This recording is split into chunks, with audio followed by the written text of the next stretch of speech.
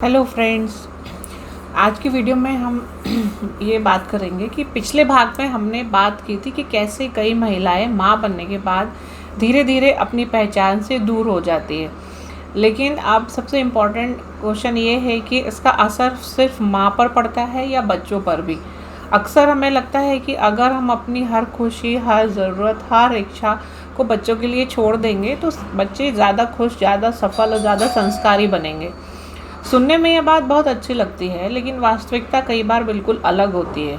क्योंकि बच्चे सिर्फ हमारी बातें नहीं सुनते, वे हमें देखते भी हैं। वे हर दिन यह सीख रहे होते हैं कि ज़िंदगी कैसे जी जाती है। मान लीजिए एक बच्चा रोज़ देखता है कि उसकी माँ कभी अपने लिए टाइम नहीं निकालती है। वह हमेशा दूसरों की ज़रूरतों को अपनी ज़रूरतों से पहले रखती है। कभी वह आराम नहीं करती, कभी अपनी पसंद की बात नहीं करती, कभी अपनी खुशी को इम्पोर्टेंस नहीं देती।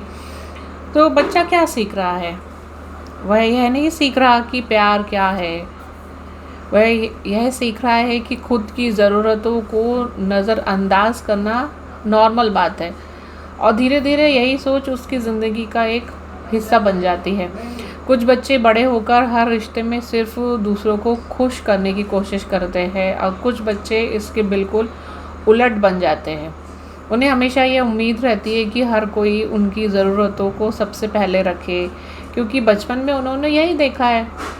और यही वजह है कि सिर्फ त्याग करना हमेशा स्वस्थ पेरेंटिंग नहीं होती है।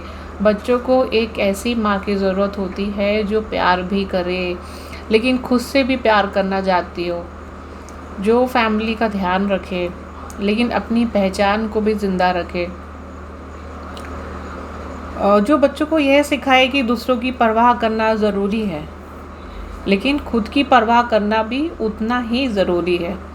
और यही एक बहुत बड़ी गलतफहमी टूटती है। अपने लिए समय निकालना स्वार्थ नहीं है। अपने सपनों को ज़िंदा रखना गलत नहीं है।